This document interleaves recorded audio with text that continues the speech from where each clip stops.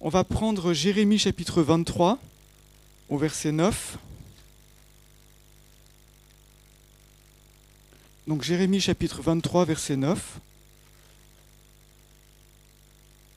Ô prophète, mon cœur est brisé au-dedans de moi, tous mes os frémissent, je suis comme un homme ivre, comme quelqu'un qui est emporté par le vin, à cause de l'Éternel et à cause de ses paroles saintes. Car le pays est rempli d'adultère, le pays est en deuil, à cause de la malédiction. Les pâturages du désert sont desséchés, on court au mal, on n'a de courage que pour l'injustice. Prophètes et sacrificateurs sont corrompus, même dans ma maison j'ai trouvé leur méchanceté, oracle de l'Éternel. C'est pourquoi leur chemin sera glissant et ténébreux, ils seront poussés et tomberont, car je ferai venir sur eux le malheur, l'année où j'interviendrai contre eux. Oracle de l'Éternel. Chez les prophètes de Samarie, j'ai vu des scandales. Ils ont prophétisé par Baal, ils ont égaré mon peuple Israël. Mais chez les prophètes de Jérusalem, j'ai vu des choses horribles. Ils sont adultères, ils marchent dans la fausseté, ils fortifient les mains de ceux qui font le mal, afin que aucun ne revienne de sa méchanceté. Ils sont tous à mes yeux comme Sodome, et les habitants de Jérusalem comme Gomorrhe. C'est pourquoi, ainsi parle l'Éternel des armées sur les prophètes, voici que je vais les nourrir d'absinthe, et que je leur ferai boire des eaux empoisonnées. Car c'est par les prophètes de Jérusalem que la corruption s'est répandue dans tout le pays. Ainsi parle l'Éternel des armées, n'écoutez pas les paroles des prophètes qui vous prophétisent, ils vous illusionnent. Ils racontent les visions de leur propre cœur, et non pas ce qui vient de la bouche de l'Éternel. Ils osent dire à ceux qui me méprisent, l'Éternel a dit, vous aurez la paix. Et ils disent à quiconque suit l'obstination de son cœur, il ne t'arrivera aucun malheur. Qui donc a assisté au conseil de l'Éternel pour voir, pour écouter sa parole? Qui a fait attention à sa parole? Qui l'a entendu? Voici la tempête de l'Éternel, la fureur se déchaîne, c'est une tornade, elle tournoie sur la tête des méchants. La colère de l'Éternel ne se détournera pas, jusqu'à ce qu'il ait accompli, exécuté les desseins de son cœur. À la fin des temps, vous en aurez l'intelligence. Je n'ai pas envoyé ces prophètes, et ils ont couru. Je ne leur ai pas parlé, et ils ont prophétisé.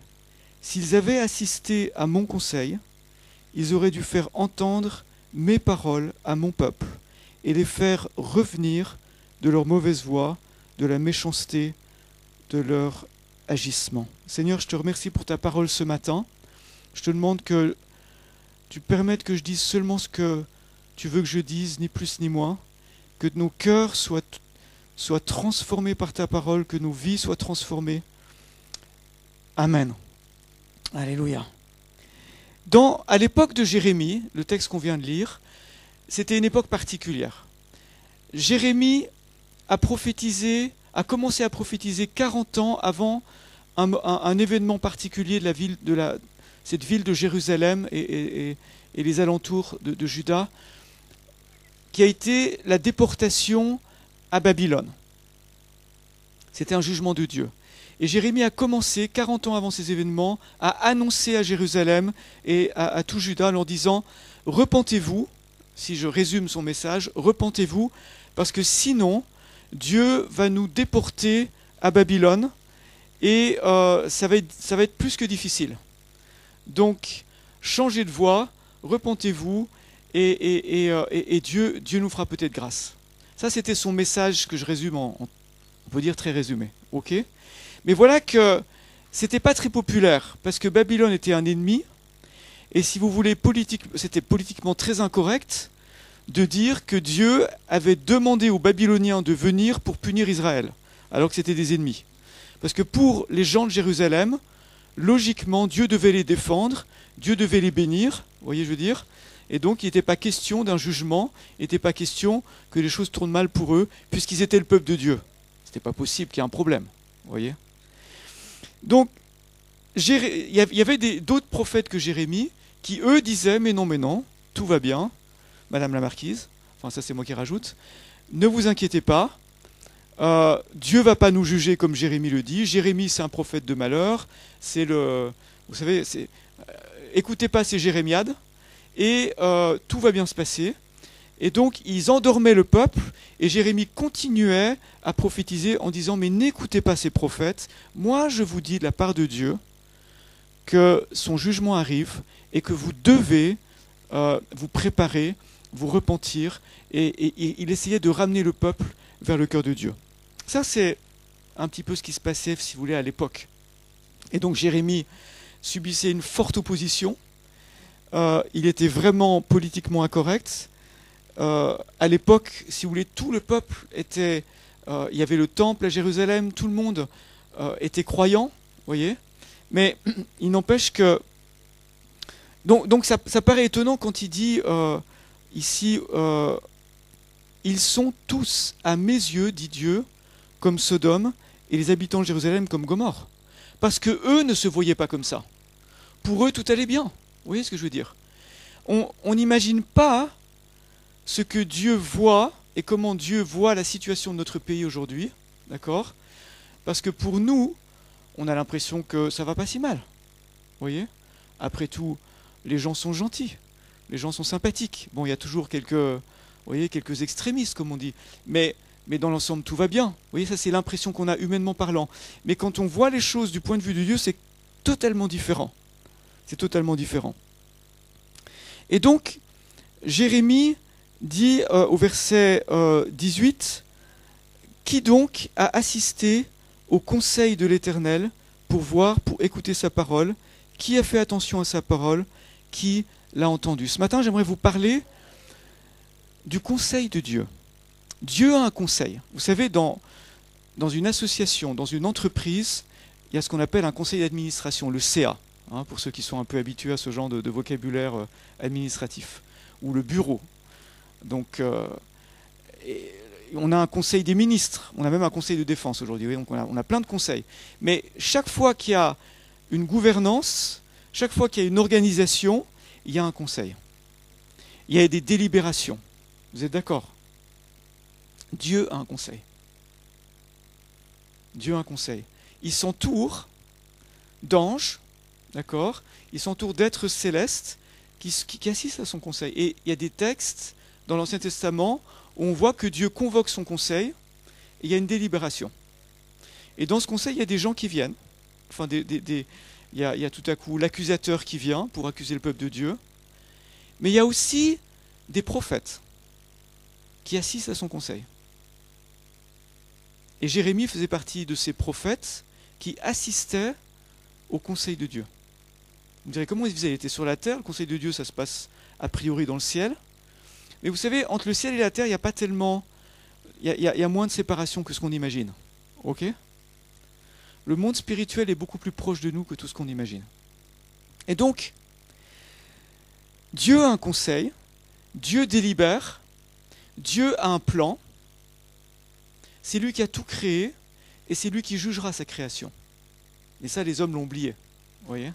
On a l'impression que le monde a toujours été là, que rien ne risque trop de changer, qu'il y aura bien des turbulences, mais enfin, on n'imagine même plus dans la société d'aujourd'hui que Dieu règne, que Dieu dirige, que Dieu a créé, et que Dieu a un plan. Vous voyez? On a un peu mis ça de côté.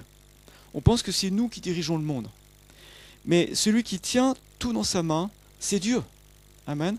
Et donc on a tout intérêt à connaître Dieu, à comprendre comment est-ce que Dieu agit, à chercher à comprendre ses voies, parce qu'on aura affaire à lui un jour, tôt ou tard. Vous voyez? On aura affaire à Dieu. Donc j'aimerais, là c'est pour un petit peu vous dire qu'effectivement, il y a une cour suprême, c'est pas celle des États-Unis, c'est celle du ciel, dont on parle aujourd'hui. Dieu est un juste juge, il a un conseil, et on doit connaître ces choses. Et ce qui est merveilleux, c'est que... Alors, le mot hébreu pour dire conseil, c'est un mot qui veut dire secret aussi. Par exemple, David avait un conseil secret. D'accord? Avant de partir à la guerre, le roi David, il avait ses hommes, et c'est eux, ils délibéraient ensemble pour savoir comment ils allaient attaquer l'ennemi, quels étaient les plans, etc. Il avait un conseil secret. Dieu a un conseil, et le mot veut dire secret dans le sens que, oui, Dieu a un secret. Dieu a des secrets aussi. Il n'y a pas que vous qui avez des secrets, d'accord? Mais ce qui est merveilleux avec Dieu, c'est qu'il veut nous faire participer à ses décisions, et il nous révèle ce qui est dans son cœur, parce qu'il nous a créés à son image, et il ne veut pas que les hommes périssent en enfer, il ne veut pas qu'aucun homme aille en enfer, c'est pas sa volonté au départ, il aimerait que les hommes soient sauvés, d'accord? Et il a un plan de salut, il a un conseil de toute éternité, il a quelque chose en vue pour toi, il a quelque chose en vue pour ta vie, d'accord? De merveilleux. Et ça s'exprime dans sa miséricorde, ça s'exprime aussi dans ses jugements. Donc ça, c'est la première chose. Est-ce que les choses ont changé aujourd'hui tellement par rapport à l'époque de Jérémie? Pas vraiment. Le contexte a changé, c'est plus tellement Babylone, c'est plus tellement, vous voyez, mais les choses n'ont pas vraiment changé. Vous voyez, vous me direz, mais il n'y a plus de ces prophètes comme Jérémie qui assistaient au conseil de Dieu. Parce que franchement, il avait quoi? Il avait un ascenseur spécial pour... comment il faisait? Et rien n'a changé. En fait, c'est même pire à notre époque qu'à l'époque de Jérémie. Si Dieu dit, par la bouche de Jérémie, pour moi vous êtes comme Sodome et Gomorrhe, mais qu'est-ce que Dieu doit dire aujourd'hui? Vous voyez? Quand il regarde la France, notre pays qui a connu l'évangile, figurez-vous. La France a connu l'évangile. Martin de Tours, au 5e siècle, a évangélisé la France. Il a confronté des druides, il a confronté des sorciers, d'accord, avec l'évangile, et il a guéri les malades, il a chassé les démons, il a même ressuscité des morts. Bernard de Clairvaux, chassait les démons, guérissait les malades. La France a connu l'évangile. Ce pays a connu l'évangile. Colomban, c'était un moine irlandais qui était rempli du Saint-Esprit et qui évangélisait l'Europe. Vous voyez? Et c'était un homme de prière. Et toute son équipe, c'était des gens de prière. Et il a vécu en France, il a fondé des groupes de personnes qui priaient, qui évangélisaient. Et il avait un ami qui était très malade. Et comme c'était un homme qui était très dur, dans le sens qu'il était intransigeant, tout le temps jeûne, prière, évangélisation, son équipe, ils étaient à genoux avec lui un petit peu. Et son ami qui était en train de mourir se réjouissait d'aller au ciel parce qu'il disait « je vais enfin pouvoir me reposer ». D'accord? C'est véridique ce que je vous dis. Et donc il était là sur son lit de mort, et puis voilà qu'il voit un ange qui lui dit « je suis venu pour te chercher, mais je ne peux pas te prendre. » Parce qu'il y a quelqu'un qui prie. Il a dit à ses amis, allez me chercher, allez tout de suite dire à Colomban qu'il arrête de prier, que je puisse partir. Ils ont été voir Colomban, ils ont dit, mais il y a l'ange qui a dit que faut pas que tu le retiennes. Il a dit, ah d'accord, dans ce cas-là, c'est bien. Seigneur, tu reprends ton... Et instantanément, le gars, il est parti, c'était bon, il était parti pour la gloire. Pour vous dire le niveau de prière de ces gens-là. Vous voyez? Et ces gens-là, ils ont traversé notre pays, là. Vous voyez? Ils ont évangélisé. Notre pays a connu l'évangile. Qu'est-ce que Dieu pense de la France aujourd'hui? Vous voyez? Qu'est-ce que Dieu pense de ce qui se passe dans notre pays? Je vous dis ça parce qu'il y a besoin de prière. Il y a besoin de se réveiller. Il y a besoin de relever ce défi et de dire, Seigneur, tu as encore quelque chose pour notre pays. Amen. Tu n'as pas fini tu as encore un plan de salut. Il y a trop de souffrance, il y a trop de gens qui descendent en enfer sans avoir eu l'occasion d'entendre ta parole et d'avoir les yeux ouverts. Dieu, ce matin, aimerait nous ouvrir les yeux sur ce que lui voit, sur ce que lui ressent et sur ce que lui aimerait faire. Amen. Dieu a des grands plans. Il y avait un serviteur de Dieu comme ça qui avait un bureau, et c'était Oral Roberts, et sur le coin de son bureau, il y avait un petit panneau, c'était marqué « Ici, on ne fait pas des petits plans ». Dieu a des grands plans. Ok? Dieu a des grandes choses à faire avec vous, avec toi, et c'est juste le commencement. Certaines personnes, quand ils viennent au Seigneur Jésus, ils pensent que c'est « Ah, ça y est, c'est bon, je suis sauvé, ouf ». D'accord, ils sont tellement contents, soulagés, maintenant mes péchés sont pardonnés, je sais que je vais au ciel, et ils ont l'impression que c'est la fin de leur histoire. Mais j'aimerais vous dire, c'est le commencement de l'histoire. D'accord? Maintenant que tu as été sauvé, Dieu veut faire de toi un Jérémie dans ta génération. D'accord? Et il veut t'inviter dans son conseil, et il veut te montrer ses plans merveilleux, et il veut te faire participer à ce que lui veut faire, notamment dans la prière, et dans la proclamation de l'évangile, et dans le service. Vous êtes d'accord? De participer? Ou bien vous voulez juste attendre que le Seigneur revienne? Mais en attendant, il y a du boulot, mes amis. D'accord? Il y a du travail à faire. Par rapport à ce conseil de Dieu, à ce conseil secret, maintenant, si vous voulez, à l'époque de Jérémie, il y avait des prophètes, et puis à partir de Jésus-Christ, il y a ce qu'on appelle des gens qui annoncent l'évangile. La télévision nous appelle les évangélistes. Dans le Nouveau Testament, les évangélistes, ceux qui prêchent l'évangile. D'accord? Mais celui qui prêche l'évangile, il fait un travail de prophète. Parce qu'il annonce le conseil de Dieu sur la terre.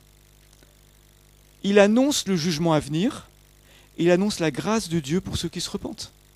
C'est le même message que les prophètes d'autrefois. Vous voyez? Qu'est-ce que dit Jérémie, par exemple, ici? S'ils avaient assisté à mon conseil en parlant des prophètes de pacotille, là, ils auraient dû faire entendre mes paroles à mon peuple et les faire revenir de leur mauvaise voie, de la méchanceté et de leur agissement. S'ils avaient été des vrais prophètes, ils auraient fait un travail d'évangéliste.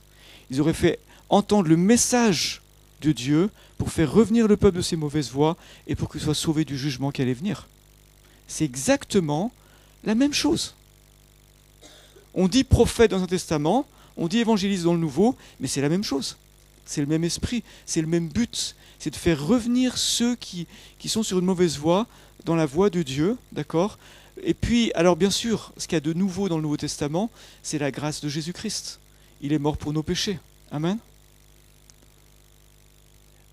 Une des choses qui avait été cachée de toute éternité dans le conseil secret de Dieu. Un jour, Dieu a dit, maintenant, le monde va savoir. C'est que Dieu avait prévu de sauver l'humanité. Il avait prévu d'envoyer son Fils sur la terre pour nous sauver. Il avait choisi un peuple, le peuple d'Israël. Il avait préparé, pendant des siècles et des siècles, il avait préparé sa venue. Et Jésus est né dans ce peuple-là pour un but précis. Il est né pour monter sur la croix, mourir pour nos péchés, être le sacrifice parfait, être l'agneau de Dieu qui enlève le péché du monde. Ça, c'était dans le conseil secret de Dieu. Et à partir de la venue de Jésus, ce message a été annoncé à toutes les nations, jusqu'en Normandie. Ça, c'est un miracle. Amen. Même les Normands, les Vikings, là, ont entendu la parole de Dieu. Alléluia. Donc ça, c'est une chose extraordinaire. Ce matin, pendant qu'on louait le Seigneur, moi, ce qui m'a touché, vous savez, c'est de me dire, enfin, c'est pas de me dire, mais c'est, si vous voulez, j'ai pas de plus grande joie de remercier Dieu pour son salut. J'ai pas de plus grande joie. J'en connais pas de plus grande. Et d'entendre la louange de ceux qui ont été rachetés. Rachetés, ça veut dire sauvés, arrachés aux ténèbres, transportés dans le royaume de l'amour, vous voyez, alors qu'on était dans un pouvoir de non-amour. Vous savez, sans Jésus, c'est l'absence d'amour, c'est l'absence de miséricorde, c'est l'absence de douceur, la douceur de Christ. C'est la dureté, c'est les ténèbres du dehors. Et on a tous senti ces ténèbres, plus ou moins dans notre vie, vous voyez. Certains d'entre vous, vous avez souffert de ces choses. Mais le merveilleux évangile, la merveilleuse bonne nouvelle, c'est qu'il est venu pour nous sauver, alléluia, et nous arracher à tout ça. Et il n'y a pas de plus grande joie pour moi que de louer Dieu et entendre la louange de ceux qui ont été rachetés. Il n'y a pas de plus grande joie. J'en connais pas de plus grande. La gloire, la Bible parle de la gloire de sa grâce. C'est un peu technique, hein. La grâce, ça veut dire il t'a pardonné. Et la gloire, c'est-à-dire qu'on remercie Dieu en disant tu es un sauveur extraordinaire. comment tu as fait pour me sauver moi? Comment tu as fait pour me trouver moi dans mon péché? Comment tu as fait pour me transformer? Comment tu as fait pour changer mon cœur? Il l'a fait en venant lui-même, il s'est envoyé lui-même sur la terre dans la personne de son Fils. Vous voyez? C'était mission impossible. D'accord? Sans la musique. Enfin, la musique est un peu différente. C'était les anges qui chantaient là, quand il est venu sur la terre. C'est une mission difficile, douloureuse, mais il l'a fait par amour pour toi. Et ça, c'était caché dans son conseil de toute éternité. Et un jour, il l'a révélé, il l'a fait. Alléluia. Quel Dieu extraordinaire nous avons.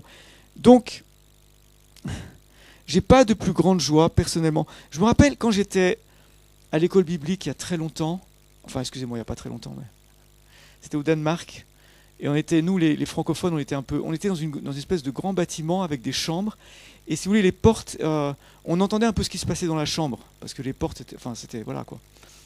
J'écoutais pas aux portes, mais même dans le couloir, si quelqu'un faisait un peu du bruit, vous l'entendiez. Et un jour, je passais dans le couloir comme ça pour aller dans ma chambre, et il y avait la chambre d'un de mes amis qui avait une vie difficile avant de rencontrer le Seigneur Jésus. Et il avait la particularité de chanter faux. Et quand je dis chanter faux, il chantait faux. Hein. D'accord? Et il chantait, je passe encore, et je l'entends en train de chanter faux, un cantique, tout seul dans sa chambre. Et j'ai jamais, de ma vie, ou très rarement, entendu une plus belle louange que celle-là. Parce qu'il pensait être seul, enfin, il pensait que personne ne l'entendait. Vous voyez? Bon, j'écoutais pas aux portes, mais il se trouve qu'il chantait fort. Et c'était tellement prenant. Vous voyez? Ça m'a pris le cœur. Parce que c'était une vraie louange. C'était quelqu'un qui savait ce que c'était que les ténèbres, le péché, et qui louait son Dieu pour le salut en Jésus-Christ. Vous voyez? Et donc ça, il n'y a rien de plus beau dans le ciel. Le ciel, ils ont des filtres particuliers, et donc là-haut, quand tout arrive, tout est juste, tout est parfait. Amen. Quand c'est vrai, c'est bon. Parce que la musique du ciel c'est pas comme notre musique. C'est la musique de la reconnaissance. C'est la musique de l'humilité. D'accord? C'est la musique de la gloire, de la grâce qu'il nous a faite. C'est une autre musique. On peut pas la comprendre, cette musique-là. On peut seulement l'entendre avec notre esprit. Maintenant, on vit dans un monde qui ignore ces choses. Vous voyez? On vit dans un monde qui ne réalise pas ces choses, qui parle, par exemple, on va vous parler des valeurs du christianisme. Là, c'est bon, d'accord, la tempérance, enfin le respect, vous voyez, toutes ces choses, d'accord. Là, le monde est d'accord, mais il ne faut pas aller plus loin. Si vous coupez une fleur, vous la mettez dans un vase, elle sera belle combien de temps? Quelques heures? Ben, ça dépend si vous mettez quelques produits en plus ou quoi, mais c'est bien coupé avec une lame de rasoir pour pas écraser la tige, ça va, elle va. Mais au bout de 24 heures, 48 heures, elle va faner. Et si vous dites, j'aime bien les valeurs de l'évangile, mais je ne veux pas entendre parler de Jésus, vos valeurs, elles vont faner. Elles ne vont pas tenir. Pourquoi est-ce qu'on accepte qu'on nous enlève notre Jésus en disant, vous pouvez être chrétien, mais ne nous parlez pas de votre Jésus. Ne nous parlez pas de la puissance de Dieu. Ne nous parlez pas du surnaturel. Parlez-nous de vos valeurs, c'est tout ce qu'on veut, nous. On ne peut pas. Soit on est chrétien, soit on n'est pas chrétien, non? Vous voyez? Et donc il y a un voile sur les yeux de notre génération pour les empêcher de voir briller l'évangile de Christ, d'après 2 Corinthiens 4,4. D'accord? Le Dieu de ce siècle a aveuglé leur intelligence afin qu'ils ne voient pas briller l'évangile de Christ. Afin que leurs yeux ne voient pas, ne comprennent pas quelle est la source de l'amour, la source de la vie, la source du salut. C'est Jésus. Et puis il y a une deuxième ignorance, ou plutôt il y a un deuxième voile, qui est un voile différent, et qui est comment dire, qui est dangereux. J'aimerais vous expliquer ça en quelques mots. On va faire un tout petit peu d'histoire. Longtemps en Europe, après ces grands hommes de Dieu dont je vous ai parlé, comme Martin de Tours, comme Bernard de Clairvaux et Colomban, etc., l'Église catholique en France s'est corrompue avec le temps, si vous voulez. Et finalement, on a enseigné un évangile de salut par les œuvres, et surtout par l'argent. Il fallait payer pour être sauvé, il fallait payer pour diminuer le nombre de jours au purgatoire. Le purgatoire est une invention des hommes, il n'y a rien dans la Bible qui parle du purgatoire. D'accord ? Donc si vous voulez, on est arrivé dans un système qui était mercantile, c'était du clientélisme du ciel, là. Donc ça n'avait plus rien à voir avec le vrai évangile. Ok ? Et un certain moine qui s'appelait Martin Luther, qui vivait en Allemagne, était troublé par son péché. Il se sentait jugé sous un jugement et il avait l'impression qu'il ne serait jamais sauvé. Avec toutes les œuvres qu'il faisait, il n'arrivait pas à trouver la paix. Il était tout le temps sous la culpabilité. Il était tourmenté, cet homme. Et donc son directeur spirituel, ils avaient des directeurs spirituels, des directeurs de conscience, voyant que son jeune moine n'arrivait pas à s'en sortir, il lui a dit « Il faut que tu étudies la Bible, ça va te faire du bien ». Donc il l'a mis dans une université où il a passé un doctorat, il connaissait le grec, l'hébreu, il a étudié les psaumes, et puis il a étudié l'épître aux Romains, et un jour, Dieu s'est révélé à lui, et il a compris tout à coup qu'il était gracieux, que ses péchés étaient pardonnés, que Jésus-Christ avait pris ses péchés sur lui, qu'il n'avait plus besoin de marcher dans cette culpabilité, tout le temps sous le jugement de Dieu. D'accord ? Et que Jésus avait pris ça sur lui. Et donc, ça a été une énorme libération pour lui. Il a commencé à annoncer ce message, et puis c'est remonté aux oreilles de Rome.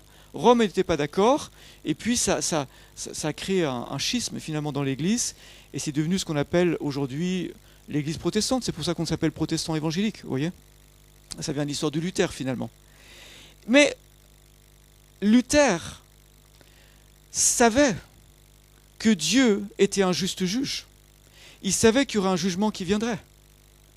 Luther avait découvert la grâce de Dieu sans perdre pour autant la majesté de Dieu, la souveraineté de Dieu. Vous voyez ce que je veux dire ? Et pour lui, cette grâce voulait dire, quand je comparaîtrai devant mon Dieu, je pourrais comparaître avec le sang de Jésus en disant, oui, j'ai confessé mes péchés, et je sais que le sang de ton Fils m'a pardonné, et j'ai rien d'autre à présenter que le sang de Jésus. Vous voyez ? Il savait qu'il n'était pas sauvé par les œuvres, mais il savait qu'il comparaîtrait devant le trône de Dieu. Faites un sondage aujourd'hui, même dans nos églises. Qui est-ce qui dans nos églises, peut-être pas ici, parce que je sais qu'ici vous entendez vraiment l'évangile, mais de manière générale, dans le milieu chrétien, vous voyez, qui est-ce qui sait encore qu'un jour on comparaîtra devant le trône de Dieu ? Vous voyez ? C'est plus trop ce qu'on entend aujourd'hui. Oui, Dieu nous a fait grâce en Jésus-Christ. Alléluia. Parce qu'il voulait nous sauver. Mais c'est encadré dans le fait que Dieu est le juste juge et qu'un jour il jugera sa création et ses créatures, dont je fais partie. Vous voyez ? Donc ça, c'est très important. Ici, dans ce texte que nous avons lu, qui donc a assisté au conseil de l'Éternel pour voir, pour écouter sa parole. Et juste après, il est dit, voici la tempête de l'Éternel.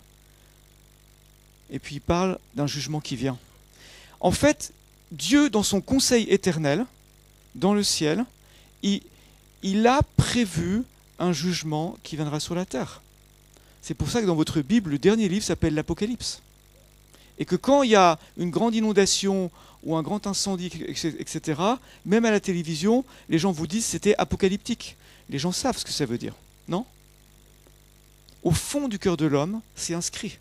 On sait qu'un jour, on devra comparaître devant Dieu.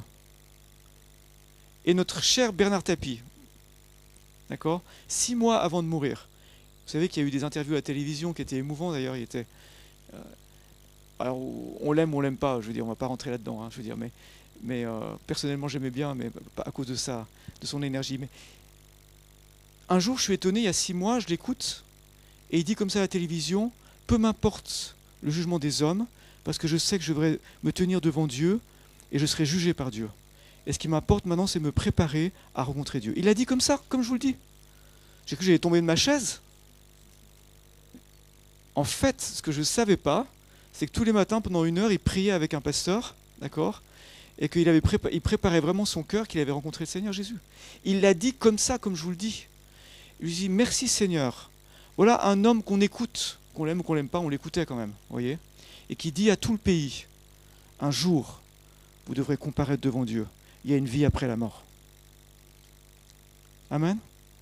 Si Dieu veut réveiller notre pays, Dieu veut réveiller les consciences. À quoi ça sert de parler de la grâce s'il n'y a jamais de jugement? Je n'ai pas besoin de grâce si je ne suis pas jugé, non? Ça ne sert absolument à rien. Si c'est moi qui fais mon propre jugement, je vais m'en tirer. Vous voyez ce que je veux dire? Plus ou moins. Mais si c'est Dieu qui me juge, c'est une autre affaire. Là, j'ai vraiment besoin de la grâce de Dieu. J'ai vraiment besoin du pardon. Parce que qui est-ce qui peut échapper au jugement de Dieu? Personne. Vous voyez? Et donc, on posait la question à un homme de Dieu il y a à peu près 150 ans aux États-Unis. C'était un pays qui avait vraiment plus que des valeurs chrétiennes, c'était un pays qui avait une grande piété à l'époque. Et c'était le docteur Webster qui a écrit un dictionnaire. Quand vous lisez son dictionnaire, pour chaque mot, vous avez une prédication avec la définition, mais tu dois connaître, Jamie, le dictionnaire Webster, hein, c'est très connu aux États-Unis. Et on disait, Monsieur Webster, dans votre vie, quelle a été la pensée la plus profonde que vous avez eue? Et il répondait, la pensée la plus profonde, c'est qu'un jour, je devrais comparaître devant le tribunal de Christ. Vous voyez, on ne vit plus aujourd'hui tellement avec cette pensée-là. On est dans un monde qui est superficiel. On pense juste à demain, après-demain éventuellement, et le reste, après moi le déluge. Donc il y a une ignorance, et puis il y a, je parlais de Luther, et avec les siècles qui ont suivi, parce que Luther ça fait quand même 1517, ça fait ça fait plus de 500 ans, on a fêté les 500 ans de cet anniversaire-là. Quelque chose s'est passé, en tout cas dans certains pays d'Europe en particulier. C'est qu'on avait tellement bien compris la grâce, mais on a oublié le jugement. Et Pierre, l'apôtre Pierre, prophétiquement dit, ceux qui changent la grâce en dérèglement. Voyez? Et qui renient notre Maître Jésus-Christ. C'est-à-dire ceux qui prennent la grâce, ça m'intéresse. D'accord? Je n'ai pas envie d'aller en enfer, je suis bien content que mes péchés soient pardonnés, voyez? Mais qui laissent tomber la perspective du jugement et de se préparer pour rencontrer Dieu. C'est pour ça que Jérémie dit comme s'il était, il dit c'est comme si j'étais ivre. Il dit c'est comme si je titube tellement il était choqué de ce qu'il comprend dans la présence de Dieu. Et il dit je suis plein des paroles saintes de Dieu et j'arrive plus à les contenir. C'est tellement ce que j'ai compris, ce que j'ai vu m'a tellement choqué qu'il faut que je vous en parle. Et il dit, les prophètes de Jérusalem, c'est par eux que la corruption s'est répandue dans le pays. Ça veut dire les théologiens, aujourd'hui, ceux qui enseignent, ceux qui sont censés donner la révélation, la parole de Dieu, ils nous ont raconté des histoires. Ils nous ont dit, continuez à suivre l'obstination de vos cœurs et vous arrivera aucun malheur. Le Dieu du jugement, c'est fini. La colère de Dieu, ça n'existe pas. Dieu ne se met pas en colère. Dieu ne peut être que bon. Comme disait je ne sais plus qui c'était, une femme très connue, qui disait de toute façon, Dieu, son métier, c'est de pardonner. Donc je n'ai pas peur. Non, Dieu, son métier, c'est pas de pardonner. Dieu, son métier, c'est de juger en juste juge. Et parce qu'il est plein de compassion, il fait grâce à ceux qui viennent lui demander grâce. Amen. Mais son métier, c'est pas, dans ce sens que c'est pas, vous voyez, c'est pas automatique. Et aujourd'hui, on a voulu nous faire croire que Dieu ne se mettait pas en colère. Et je vous annonce une nouvelle qui peut vous paraître étrange, c'est que Dieu peut se mettre en colère. C'est des choses qui arrivent. Heureusement qu'il est lent à la colère et riche en bonté. À la fin de sa deuxième épître, Pierre dit, il parle, c'est très intéressant parce que Pierre et Paul se connaissaient bien. Paul avait passé 15 jours chez Pierre, dans sa maison, pour être sûr que l'évangile qu'il avait reçu par révélation correspondait à ce que Pierre avait reçu de vive voix avec Jésus pendant 3 ans et demi. Et ça correspondait. Et puis donc ils se connaissaient bien, ils se respectaient. Paul, une fois, avait dit ces 4 vérités à Pierre, parce que Pierre avait usé de dissimulation, donc il y a eu de temps en temps, mais il se respectait, il s'aimait. Et Pierre, plus tard, dit, notre frère Paul parle de ces choses en parlant du salut, et il dit, avec des mots un peu compliqués, alors tout le monde ne le comprend pas, et certains tordent le sens des Écritures parce qu'ils interprètent mal Paul. Et qu'est-ce qu'il voulait dire par là? Dans le contexte, il voulait dire, il y en a qui prennent la grâce de Dieu comme quelque chose d'automatique, d'accord, mais qui oublient qu'il y a un jugement qui vient, et qui oublient qu'il faut se préparer à rencontrer notre Dieu. Vous voyez? Je peux vous lire ça dans 2 Pierre, si vous voulez, pour que vous ayez vraiment la substance. Considérez, verset 15 du 3e chapitre, que la patience de notre Seigneur est votre salut, comme notre bien-aimé frère Paul vous l'a aussi écrit, selon la sagesse qui lui a été donnée. C'est ce qu'il fait dans toutes les lettres où il parle de ces sujets, où se trouvent des passages difficiles à comprendre, dont les personnes ignorantes et mal affermies tordent le sens, comme elles le font du reste des Écritures pour leur propre perdition. Vous donc, bien-aimés, qui êtes prévenus, soyez sur vos gardes, de peur qu'entraînés par l'égarement des impies, vous ne veniez à déchoir de votre fermeté, mais croissez dans la grâce et la connaissance de notre Seigneur et Sauveur Jésus-Christ. Rien que dans ces mots-là, vous avez il y a de quoi faire, il y a un programme là dans ce que je viens de vous lire, ok? Un programme extraordinaire. Qu'est-ce qu'il est en train de nous dire, Pierre? Il dit, il y a des gens qui lisent Paul, la justification par la foi, le pardon des péchés, d'accord? Mais qui tordent le sens des Écritures, ils ne mettent pas ça dans la perspective globale.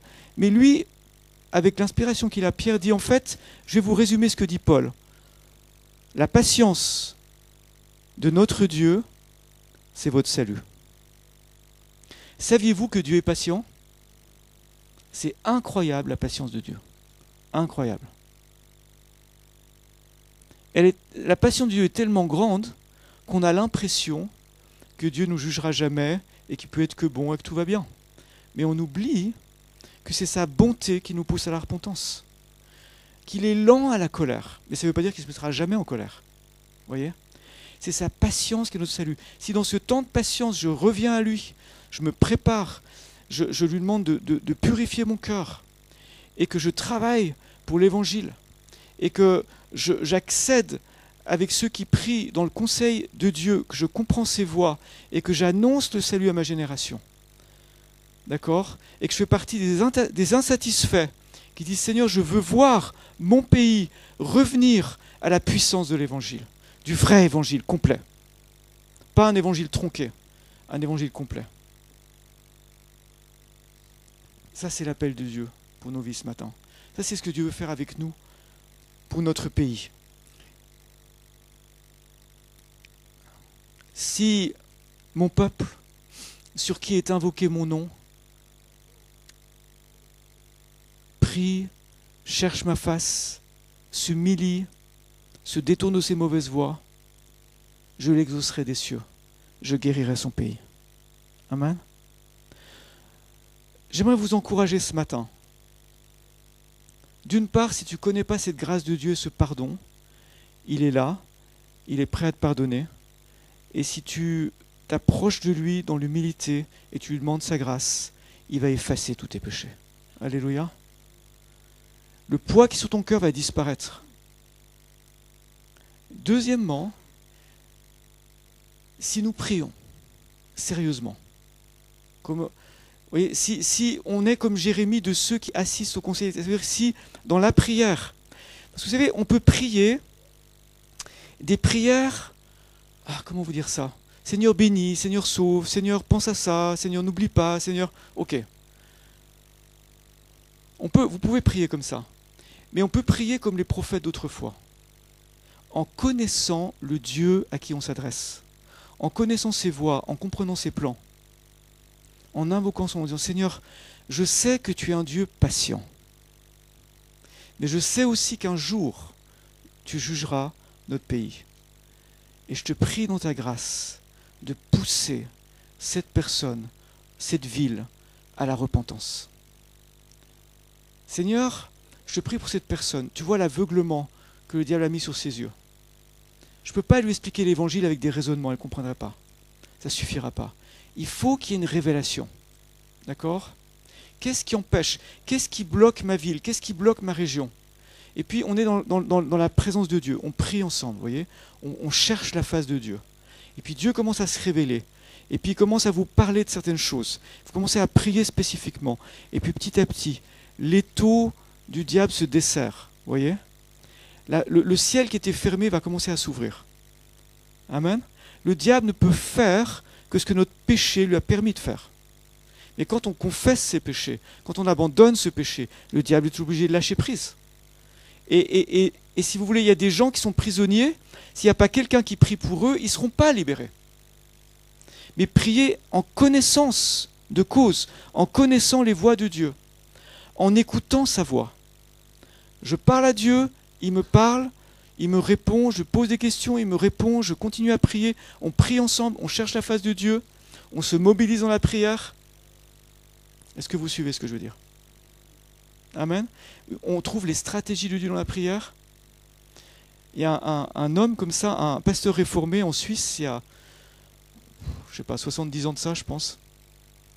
J'essaie d'évaluer. Il avait reçu à cœur, Dieu lui avait parlé, il lui a dit, il faut que tu prends 100 hommes, des hommes, parce que Paul dit, je veux que les hommes prient. Les sœurs, je sais que vous priez, mais les hommes là, il faut prier aussi. Okay, juste une parenthèse que je referme tout de suite. Prends 100 hommes et tu vas à la Chaux-de-Fonds en Suisse et vous priez. Vous faites une journée de prière. Il y avait quelque chose à débloquer dans le monde spirituel. Donc ils ont fait ça. Il a fait de la mobilisation. Il y a 100 hommes qui ont été priés. Quand il est redescendu de la Chaux-de-Fonds en mobilette, à l'époque les pasteurs n'avaient pas des salaires énormes, vous voyez, je veux dire. Et il y avait une pente assez raide comme ça. Et en bas de la pente, il a été heurté par une voiture, son crâne s'est ouvert, il était par terre en train de mourir. Il a vu Jésus s'approcher de lui, le toucher, il a été entièrement guéri, il est remonté sur son vélo moteur et il a fini sa course. Il y a du combat, hein. Si vous commencez à prier sérieusement, il y aura du combat. Est-ce que vous suivez ce que je veux dire? Il y aura une percée pour l'évangile. Alléluia. Et Dieu nous gardera. Dieu nous gardera. Dieu vous gardera. Alléluia. Simplement, si on est trop seul dans la prière, le poids est trop lourd. Donc il faut que toute l'Église se mobilise. Voyez, que les églises se mobilisent. Que le peuple de Dieu se mobilise. Et à ce moment-là, on verra des choses auxquelles on aspirait depuis des années, d'accord? Parce qu'on aura compris l'appel de Dieu. Et on aura répondu à cet appel de la prière, à cet appel de la mobilisation.